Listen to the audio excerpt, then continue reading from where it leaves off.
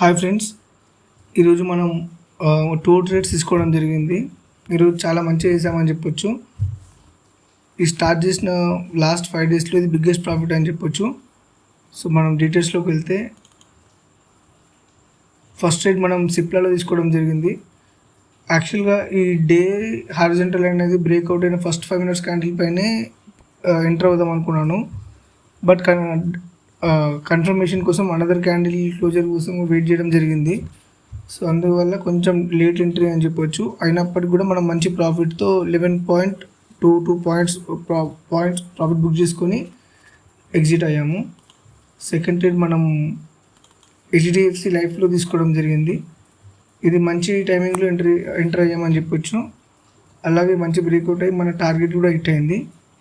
ఈ ట్రేడ్లో మనం 4.16 points ప్రాఫిట్తో exit అయ్యాము. ఈ 2 ట్రేడ్కి సంబంధించిన ఆర్డర్ డీటెయిల్స్ మీరు ఇక్కడ చూడవచ్చు. అండ్ మీరు పొజిషన్ చూస్తే మనకు నెట్ ప్రాఫిట్ వచ్చేసి ఈరోజు 1954 రూపీస్ వచ్చింది.